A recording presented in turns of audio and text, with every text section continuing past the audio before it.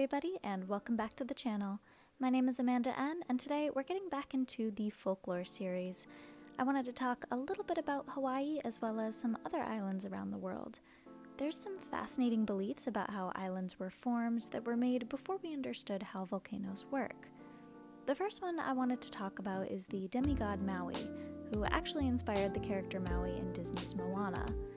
Long before Moana brought this legend to the big screen, Maui was well known throughout Hawaii and Polynesian cultures.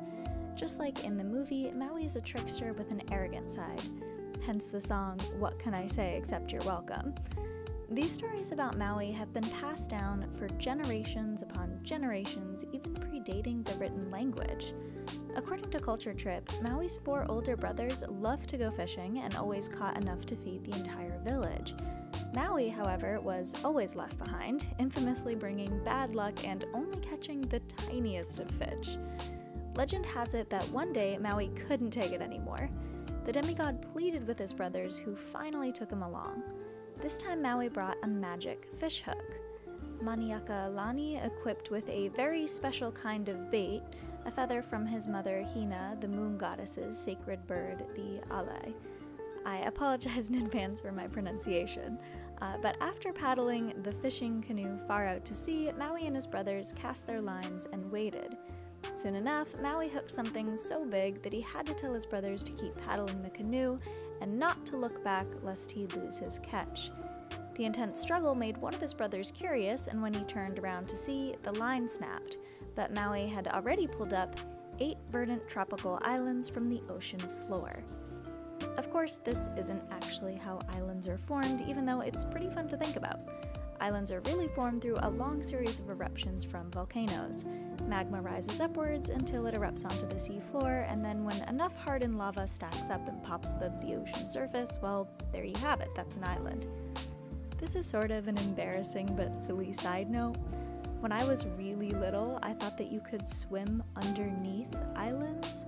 I figured that even when these islands erupted, the lava kind of settled on top of the ocean and you could swim beneath Hawaii if you wanted, like it was just all sea level. Yeah, I don't know what I was thinking either. My early science classes didn't really explain islands all that clearly, or I probably wasn't paying attention. But back to islands. Japan itself also has some fascinating mythology behind it. The islands of Japan are the subject of a particularly colorful creation myth.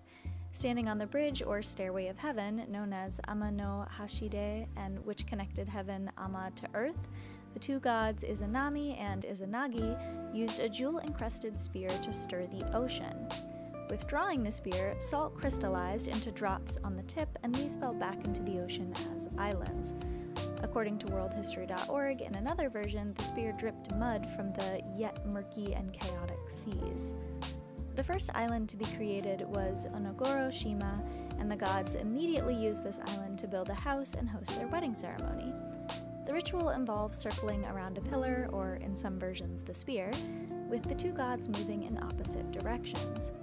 However, during this sacred marriage ritual, Izanami wrongly spoke first when they passed each other, and as a consequence of this impiety, their first child was a miscarriage and born an ugly weakling without bones.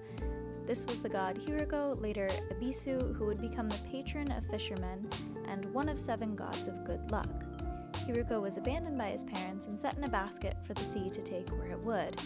The second child was the island of Awa, but Izanami and Izanagi were still not satisfied with their offspring, and they asked their parents, the 7 invisible gods, the reason for their misfortune. Revealing that the reason was their incorrect performance of the marriage ritual, the couple repeated the ceremony, but this time they made sure that Izanagi spoke first. Although these myths about how islands are formed may not be true, the myths about volcanoes could be true.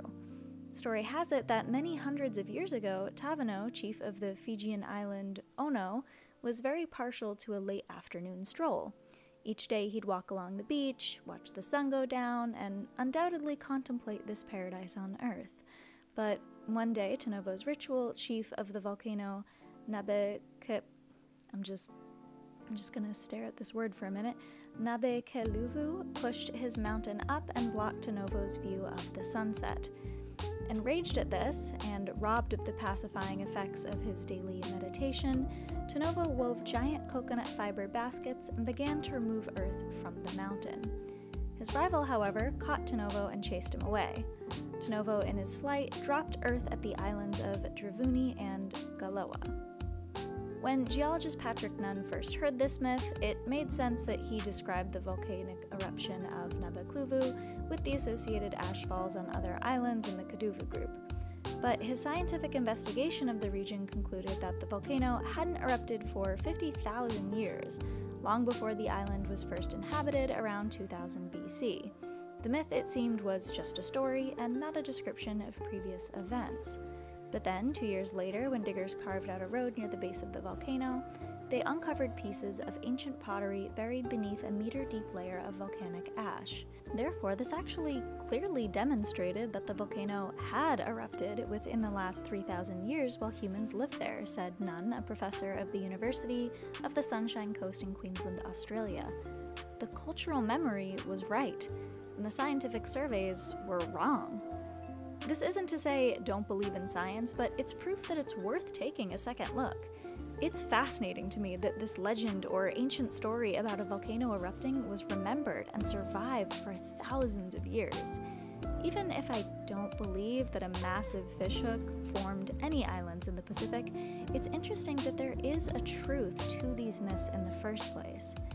In one source that describes the Iroquois Native American creation myth, there's a drawing of a turtle with an island on its back. I won't lie, it reminds me of the lion turtle from Avatar: The Last Airbender. The Iroquois creation myth reads that, long before the world was created, there was an island floating in the sky upon which the sky people lived. They lived quiet and happily, no one ever died, or was born, or experienced sadness. However, one day, one of the sky women realized she was going to give birth to 2 twins. She told her husband, who flew into a rage. In the center of the island, there was a tree which gave light to the entire island since the sun hadn't been created yet. He tore up this tree, creating a huge hole in the middle of the island. Curiously, the woman peered into the hole. Far below, she could see the waters that covered the earth, and at that moment, her husband pushed her. What an awful guy, right? She fell through the hole, tumbling towards the waters below, but water animals already existed on Earth, so far below the floating island, 2 birds saw the sky woman fall. Just before she reached the waters, they caught her on their backs and brought her to these other sea animals. Determined to help the woman, they dove into the water to get mud from the bottom of the seas, and one after another the animals tried and failed. Finally, Little Toad tried, and when he reappeared, his mouth was full of mud. The animals took it, spread it on the back of Big Turtle. The mud began to grow and grow and grow until it became the size of North America. Whether or not you believe there's any truth in these creation myths, I find them really beautiful. It contributes to a love for animals, explaining things that people didn't understand at that time, and I figured I'd share a few of them with you today. I hope you enjoyed them. I figured I'd do another episode that's just a little bit more casual because we've had some intense ones. If there's anything that you'd like to see for the next video, let me know in those comments down below. But otherwise, I hope you enjoy this folklore and these myths about how islands were created. Thank you so much for coming back to my channel. Please hit that like button and subscribe if you haven't already. I come out with new videos every Friday, and I might be adding Tuesday to the roster soon. Thanks so much. Have a good one, guys. Bye!